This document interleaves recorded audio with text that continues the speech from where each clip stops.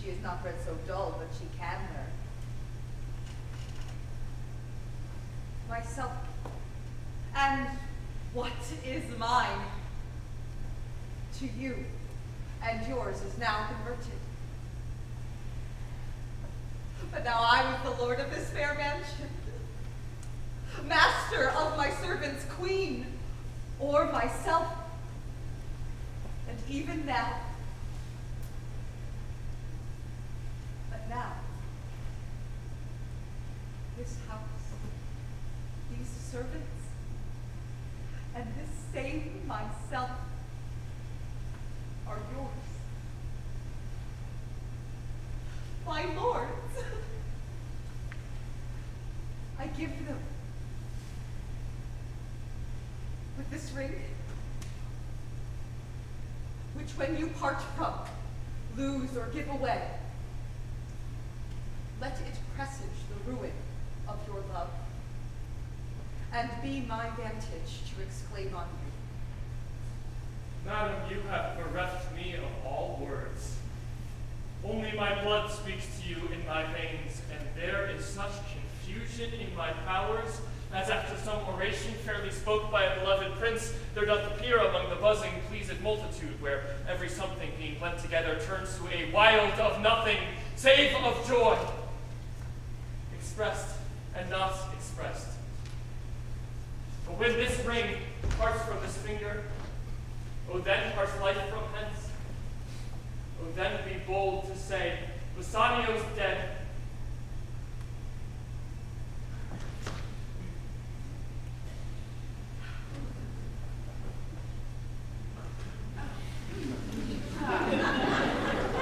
My lord and lady! It is now our time that have stood by to see our wishes prosper, to cry good joy. Good joy to my lord and lady. Good joy. My lord Bassanio and my gentle lady, I wish you all the joy that you can wish, for I am sure you can wish none from me. And when your honors meet to solemnize the bargain of your faith, I do beseech you, even at that time, I may be married too. With all my heart, so that I can get a wife. I thank your lordship. You have got me one. My eyes, my lord, could look as swift as yours. You saw the mistress. I beheld the maid. You loved. I loved. For intermission no more pertains to me, my lord, than you. Your fortune stood upon the caskets there. And so did mine too, as the matter falls. For wooing here until I sweat again, and swearing till my very roof was dry, with oaths of love. At last, if promise last, I got a promise of this fair one here, to have her love, provided that your fortune achieved her mistress.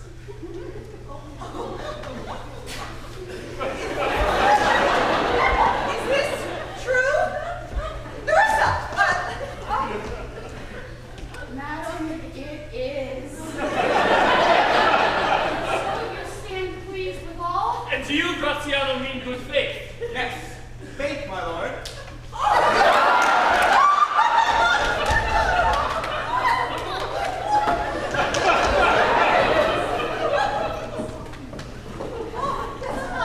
But who comes here? Lorenzo and his infidel. What, and my old Venetian friend, Celeria. Lorenzo and Celeria, welcome hither. If but the youth of my new interest have power to bid you welcome, by your leave, I bid my merry friends and countrymen, fair Portia, welcome. So do I, my lord. They are entirely welcome. I beg your honor for my part. My lord, it was not my purpose to see you here, but meeting with Celeria by the way, she did entreat me past all saying nay to come along with her. I did, my lord, and I have fair reason for it. Signor Antonio commends him to you. Ere I open his letter, I pray you, tell me how my good friend doth. Not sick, my lord, unless it be in mind, nor well unless in mind. His letter there will show you his estate. Nerissa, cheer yon stranger. Bid her welcome. Your hand, Celeria. the news from Venice? How doth that royal merchant, good Antonio? I know he would be glad of our success. We are the Jasons. We have won the fleece. I would you had won the fleece, but he hath lost. With leave, Bassanio, I am half yourself, and must freely have half of anything this same paper brings you. Sweet lady, when I did first impart my love to you, I freely told you all the wealth I had ran in my veins. I was a gentleman, and then I told you true. And yet, dear lady, rating myself at nothing, you shall see how much I was a braggart. When I told you my estate was nothing, I should then have told you I was worse than nothing. For indeed, I have engaged myself to a dear friend, engaged my friend to his enemy, all to feed my means. Here is a letter, lady. The paper as the body of my friend, and every word in it a gaping wound, issuing life's blood. But is it true, Celeria? Hath all his ventures failed? 'Tis true, my lord. Besides, it should appear that if he had the present money to discharge the Jew, he would not take it. Never did I know a creature that did bear the shape of man, so keen and greedy to confound a man. He plies the Duke at morning and at night, and doth impeach the freedom of the state if they deny him justice. And none shall drive him from his envious plea of forfeiture of justice and his bond. When I was with him, I have heard him swear that he would rather have Antonio's flesh than 20 times the value of the sum that he did owe him. And I know, my lord, if law, authority, and power deny not, it will go hard with poor Antonio. Is it your dear friend that is thus in trouble? Dearest friend unto me, and one in whom the ancient Roman honor more shows than any that draws breath in Italy. Well, what sum owes he the Jew? For me, 3,000 ducats. What? No more? Pay him 6,000 and deface the bond. Double 6,000 and treble that. Before a friend of this description should lose a hair through Bassanio's fault. First, go with me to church and call me wife. Then away to Venice to your friend. For never shall you lie by Portia's side with unquiet soul. Oh, Lord. Dispatch all business and be gone. Since I have your good leave to go away, I will make haste. Until I come again, no bed shall e'er be guilty of my stay, nor rest the interposer twixt us twain.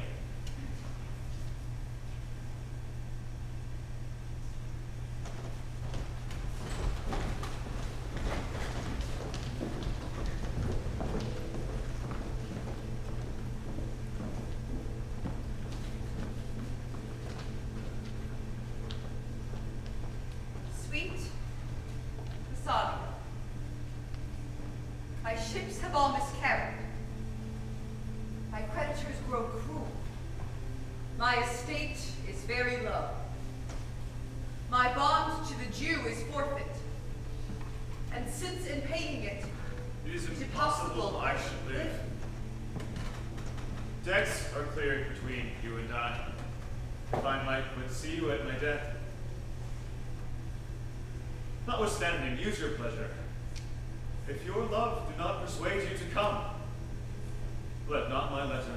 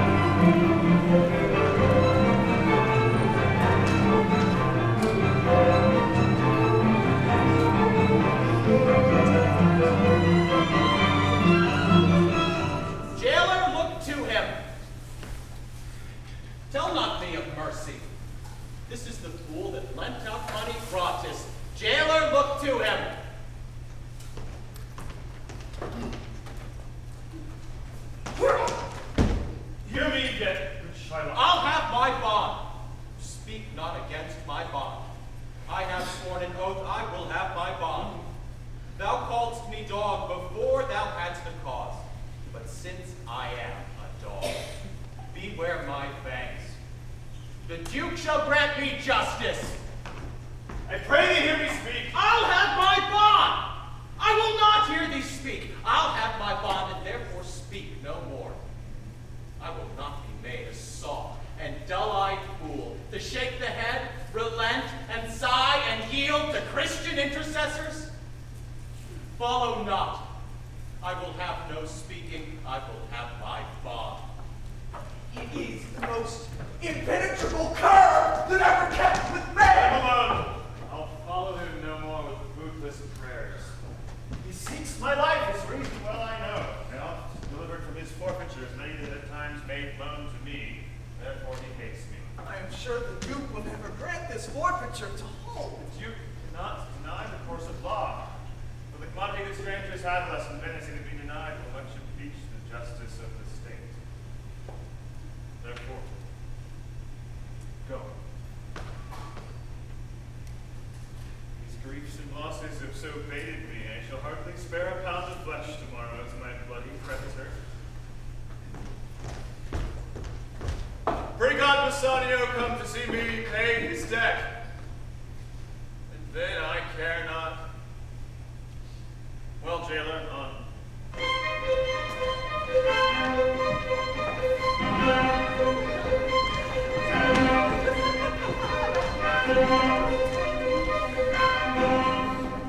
Madam, although I speak in your presence, you have a noble and a true conceit of godlike envy, which shows most strongly in bearing thus the absence of your lord.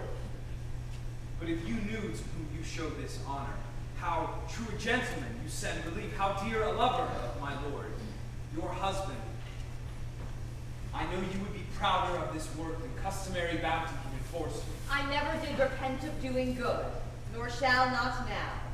For in companions whose souls do bear an equal yoke of love, there needs must be a like proportion of lineaments, of manners, and of spirit, which makes me think that this Antonio, being bosom lover of my lord, must needs be like my lord. If it be so, how little is the cost I have bestowed in purchasing the semblance of my soul from out the state of hellish cruelty. Lorenzo, I committed to your hands the husbandry and manage of my house until my lord's return. For mine own part, I have toward heaven breathed a secret vow to live in prayer and contemplation, only attended by Nerissa here, until her husband and my lord's return. There is a monastery 2 miles off, and there we will abide. I do desire you not to deny this imposition, the which my love and some necessity now lays upon you. Madam, I shall obey you in all fair commands. Fair thoughts and happy hours attend you. I wish your ladyship all heart's content. I thank you for your wish.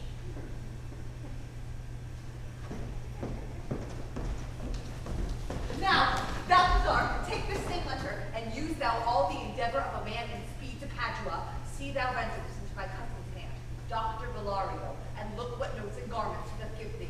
Bring them, I pray thee, with a magic speed onto the trajectory of the common ferry which shades to Venice. Get thee gone. Madam, I go with all convenient speed. Come on, Nerissa. I have work in hand you yet know not of. We will see our husbands before they think of us.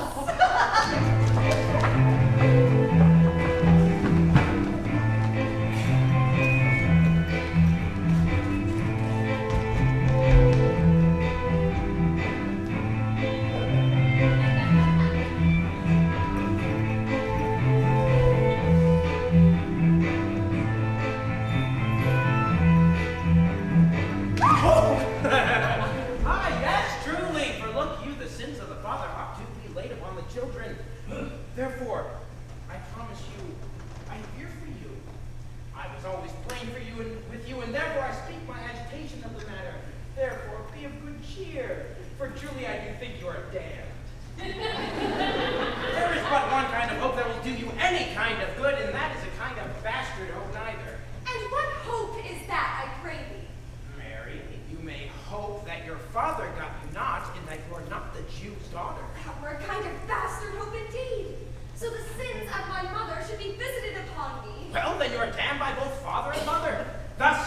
shunned Scylla, your father.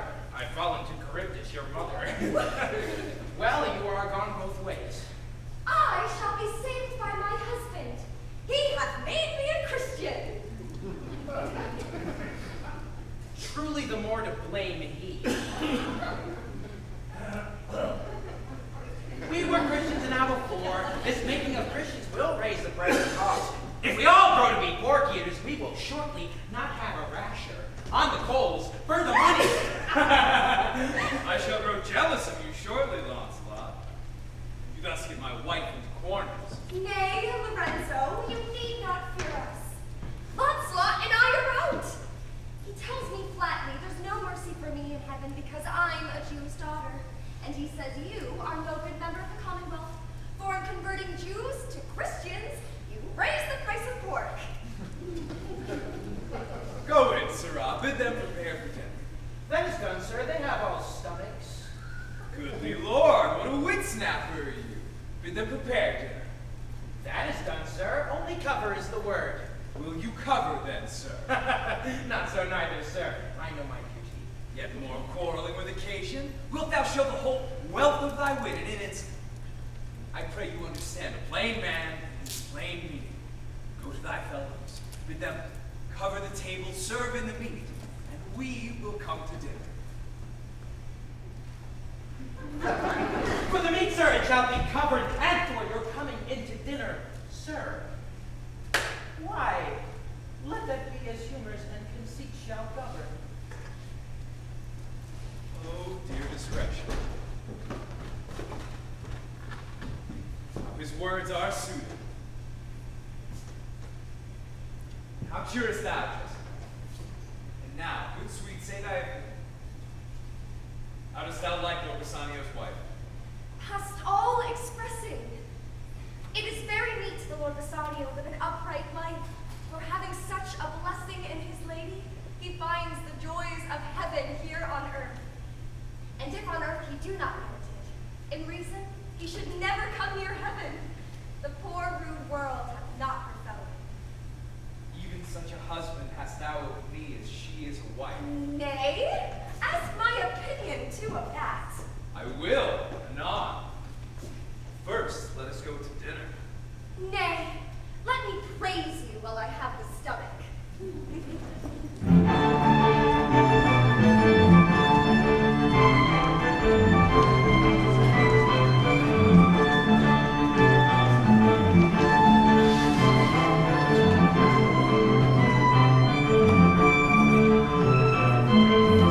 What?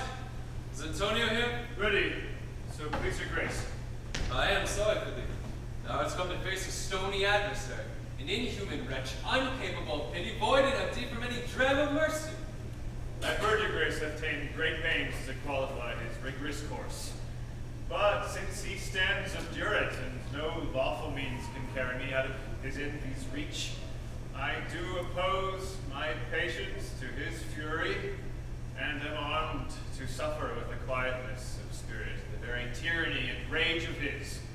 Go on and call the Jew into the court. He is ready at the door. He comes, my We'll lord. make room and let him stand before our face.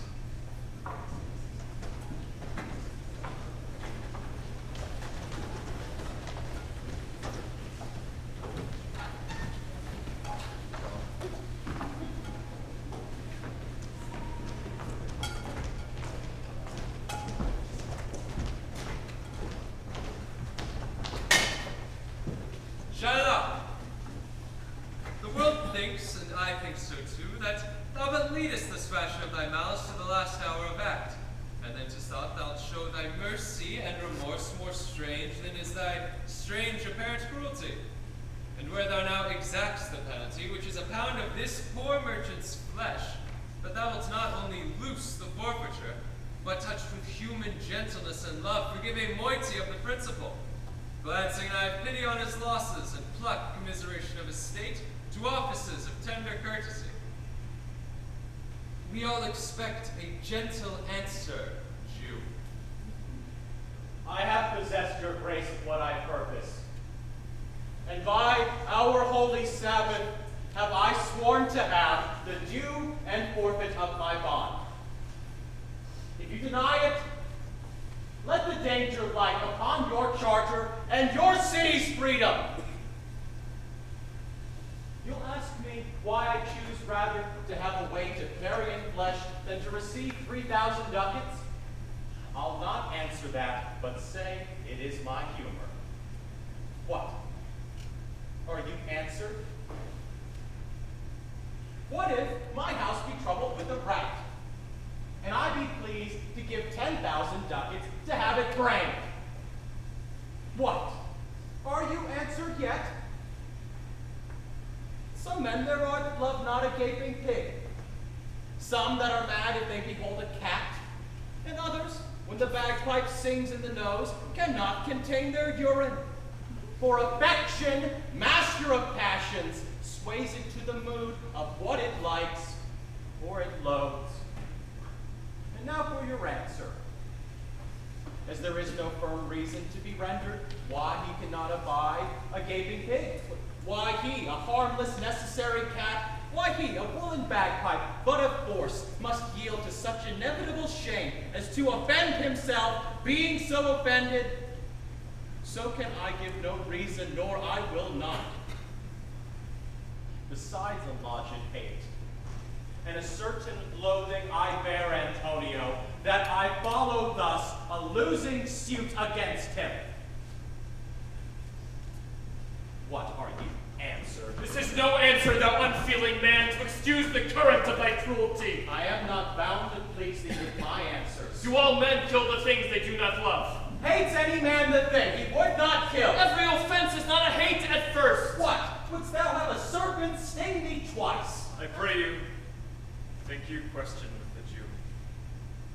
You may as well go stand upon the beach and bid the main flood bait his usual height. You may as well use question with the wolf, when he hath made the ewe bleak for the lamb. You may as well forbid the mountain pines to wag their high tops and to make no noise when they are fretted by the gusts of heaven. You may as well do anything most hard as seek to soften than which what's harder is Jewish heart. Therefore I do beseech you, make no more offers. Use no farther means, but with all brief and plain conveniency.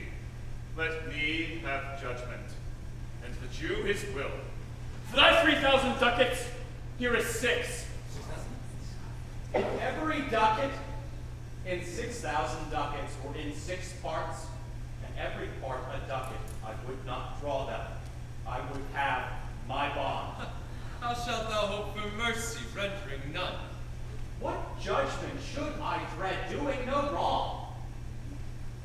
You have amongst you many a purchased slave, which you use, like your asses and your dogs and your mules, in abject and in slavish parts, because you bought them. Shall I say to you, let them be free? Marry them to your heirs!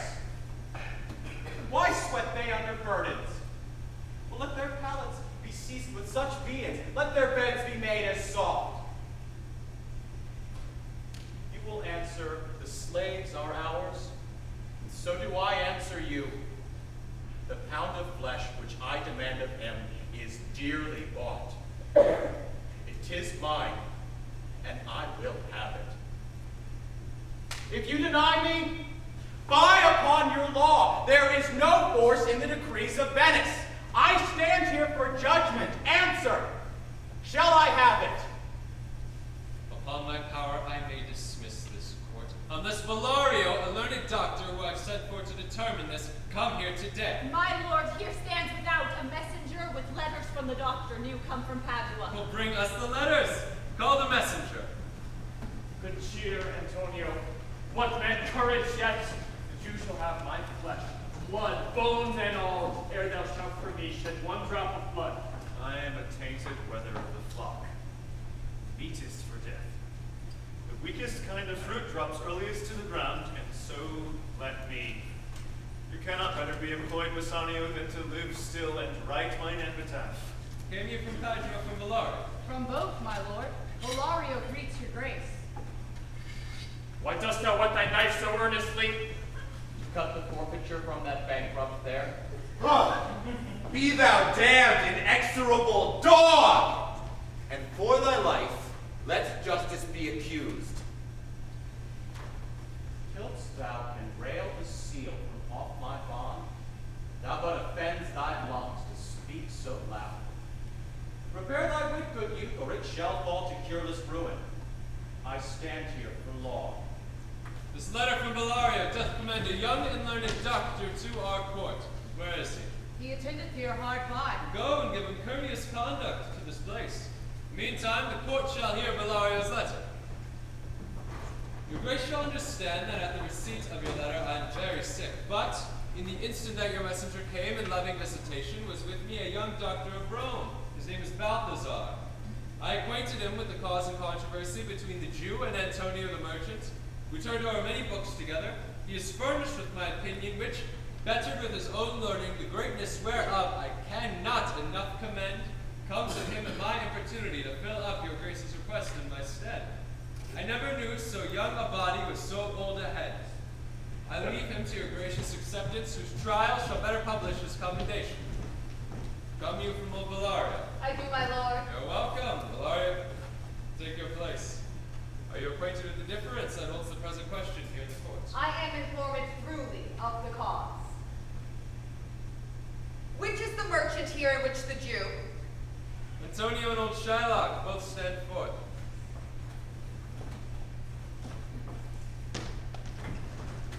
Is your name Shylock? Shylock is my name. Of a strange nature is the suit you follow. Yet in such rule the Venetian law cannot impugn you, if you do proceed. You stand within his danger, do you not? Aye, so he says. Do you confess the bond?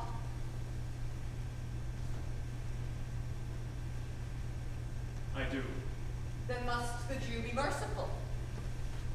On what compulsion must I? Tell me that. The quality of mercy is not strange. It droppeth, as the gentle rain from heaven, upon the place beneath. It is twice blessed. It blesses him that gives, and him that takes. It is mightiest in the mightiest. It becomes the throning monarch better than his crown. His scepter shows the force of temporal power, the attribute to awe and majesty wherein doth sit the dread and fear of kings. But mercy is above this scepter's sway. It is enthroned in the hearts of kings. It is an attribute to God himself. And earthly power doth then show likes to gods, when mercy seasons justice. Therefore, Jew, though justice be thy plea, consider this, that in the course of justice, none of us should see salvation. We do pray for mercy, and that same prayer doth teach us all to render the deeds of mercy.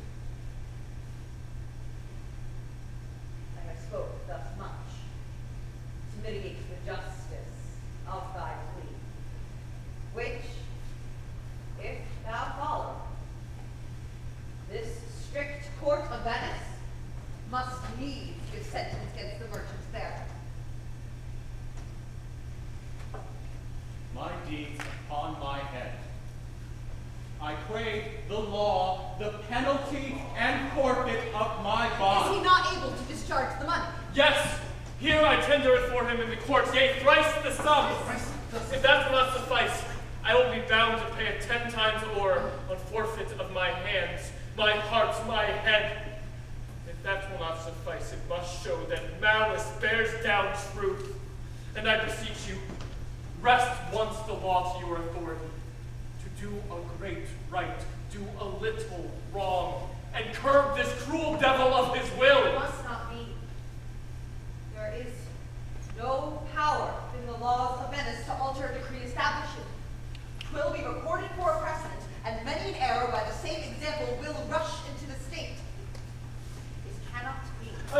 Daniel come to judgment. Yea, O Daniel! Oh, wise young judge, how I do honor thee. I pray you, let me look upon the bond. Here it is.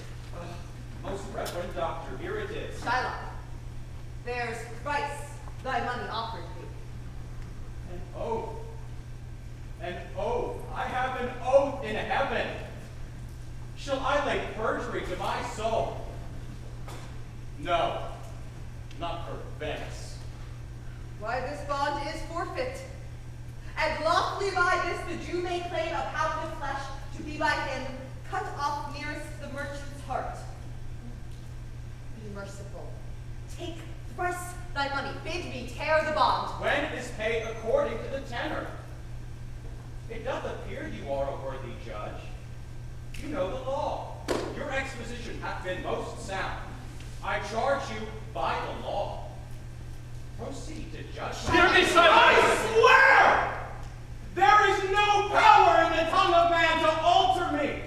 I stay here on my bond. Most heartily I do beseech the court to give the judgment. Why then thus it is? You must prepare your bosom for his knife.